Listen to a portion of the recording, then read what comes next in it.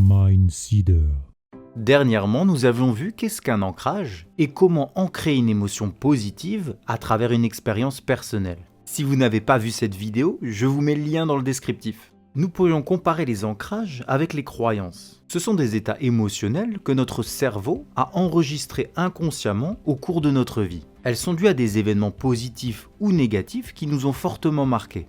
Et aujourd'hui, j'aimerais bien vous parler de désancrage. Oui, vous avez bien entendu, nous allons travailler sur un outil pour modifier un état émotionnel négatif. Rien que ça. Donc je tiens quand même à préciser que cet exercice est très efficace pour les personnes qui ressentent des craintes ou un blocage. Cependant, si vous désirez travailler sur un traumatisme, je vous invite plutôt à vous tourner vers un spécialiste. Honnêtement, cela peut être dangereux de s'aventurer au mauvais endroit, d'ouvrir les mauvaises portes et de créer un malaise encore plus important. Donc ne jouons pas aux apprentis sorciers. Pour vous exposer une situation rapidement, imaginons que Marc a loupé son permis 3 fois. Ce sont des choses qui peuvent arriver. Malheureusement, il est terrifié à l'idée d'y retourner. À la simple vue d'une voiture d'auto-école qui passe dans la rue, il se retrouve submergé par une émotion négative. Et dans ce cas, je lui conseille fortement de travailler sur un désancrage. Cela va lui permettre de débloquer ses émotions et reprendre confiance en lui. Mais si par malheur Marc avait vu sa sœur se faire renverser par une voiture, je pense qu'il aura plutôt besoin d'un soutien psychologique. Voilà, c'était une petite parenthèse rapide pour ne pas faire d'amalgame et que l'on soit sur la même longueur d'onde.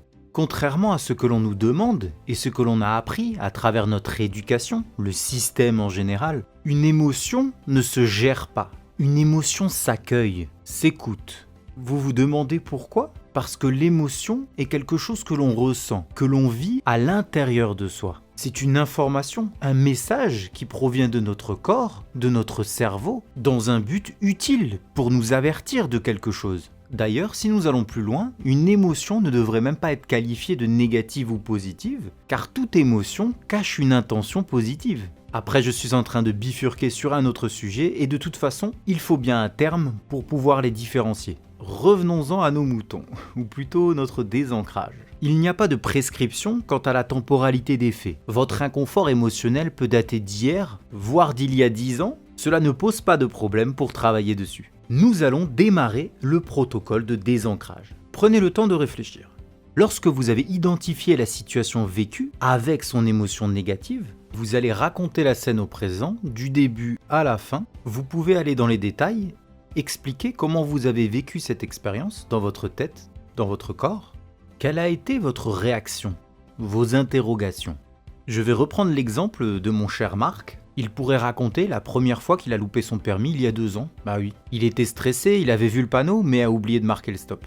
Déçu, il a quand même gardé espoir et l'a repassé 6 mois après. Cependant, il est passé à un feu orange, bien trop mûr pour l'examinateur. C'est la grosse déprime, perte de confiance en lui, mais il arrive à reprendre sur lui, à mettre ça de côté. Il a vraiment besoin du permis, donc il y a 2 mois, il a retenté sa chance, une 3e fois. Il est prêt, mais au moment où apparaît la voiture d'auto-école, il commence à trembler et à avoir des palpitations. Ces 2 dernières tentatives lui surgissent en pleine face, il est surchargé émotionnellement, sa vision devient floue et là malheureusement il ne voit pas la dame qui veut traverser le passage piéton. Et vous connaissez la suite de l'histoire. Bon, il l'écrase pas, il loupe juste 3e fois le permis. Et là il a l'impression d'être un chat noir. Vous savez, c'est l'échec de trop, il veut tout abandonner. De toute façon il n'y arrivera jamais.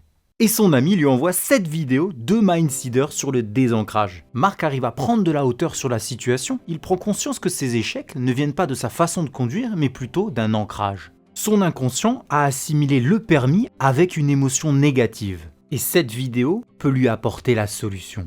De prime abord, cela peut être compliqué de raconter cette expérience douloureuse, mais il est important de respecter le processus pour obtenir de bons résultats. Forcément, notre récit nous plonge dans un état peu agréable, et ça, je l'entends. Cependant, il est important de ressentir cet état émotionnel et d'apprendre à l'accueillir pour être réceptif à son message. Quand vous aurez terminé cette étape, prenez quelques secondes pour vous. Inspirez profondément par le nez, de quoi remplir vos poumons, et soufflez l'air doucement par la bouche. Renouvelez cette opération 2-3 fois pour vous détendre. Maintenant, nous allons ancrer un état ressource positif et l'amplifier à son maximum. Dans l'idée, il faut que cette sensation soit beaucoup plus intense que votre expérience négative. Nous allons essayer de contrebalancer les émotions. Vous allez visualiser un moment incroyablement positif que vous avez vécu. Une anecdote qui vous a fait vibrer intérieurement, chargée d'une émotion positive. Vous vous êtes senti vivant, dynamique, plein d'énergie.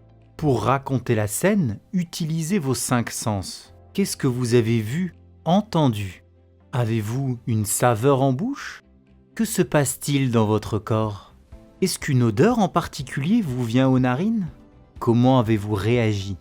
Ce sont ces questions qui permettent d'amplifier la scène, de revivre cette sensation forte et agréable. Marc, lui, se rappelle la première fois qu'il est monté sur un voilier. C'était dans le sud de la France. Le ciel est complètement dégagé, bleu. Il ressent les rayons de soleil lui brûler la peau. L'air iodé qui remplit ses poumons, le vent qui lui effleure le visage. Il perd presque l'équilibre au moment où le bateau traverse une vague. Intérieurement, c'est une sensation incroyable, passionnante. Il la décrit comme une liberté, une fraîcheur. Ressentez-vous cette sensation, cette énergie? N'hésitez pas à vous immerger à 100% dans votre souvenir positif, car ça fait du bien, cette sensation de sérénité. Nous n'imaginons pas la scène, nous la ressuscitons.